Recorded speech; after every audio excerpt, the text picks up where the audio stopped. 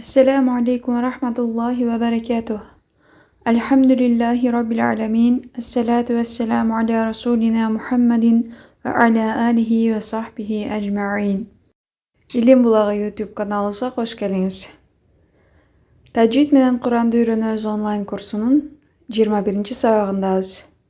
Sizler menen buga çeyin 21 sabактын içinde eң негизги Kur'an okuda жардамчы болгон erежелерди окуп үйрөндүк.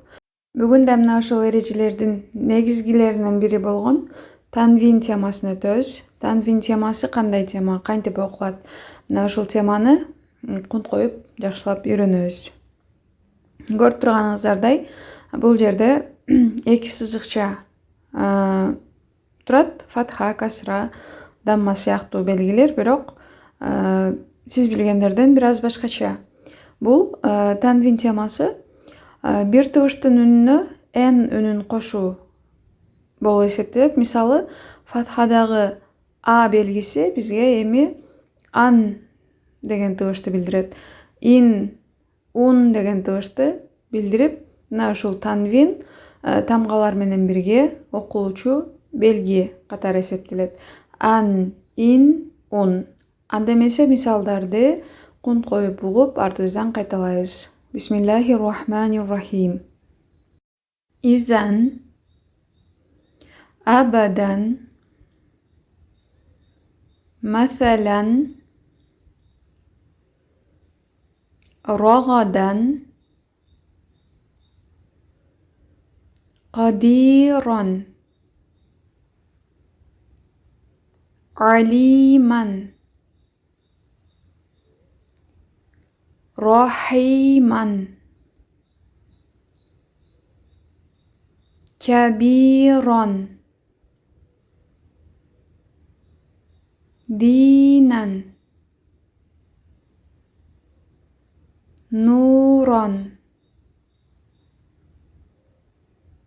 naran, maradan, azaban,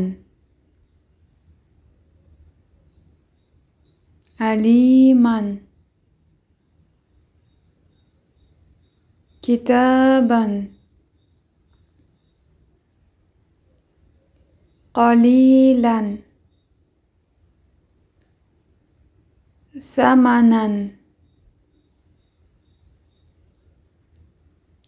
kufuwan, rizqan, ma'an, hasanatan, syajaratan, khalifatan, mutasyabiha, syarran, jami'an, binaan,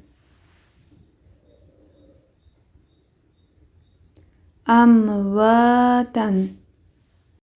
Мисалдарды окуп жатканда байкаган болсоңуздар, буга чейин өтүлгөн темалардын колдонулган эрежелери ар бир мисалда колдонулган. Мисалы, узартуу белгиси, фатха, касра, дамма жана башка.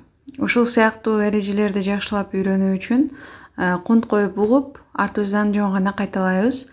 Кийинки сабакта буюрса, кайсыл сөз эмне үчүн антип окулаарын ачыктап, тереңирээк кененирээк маалымат беребиз.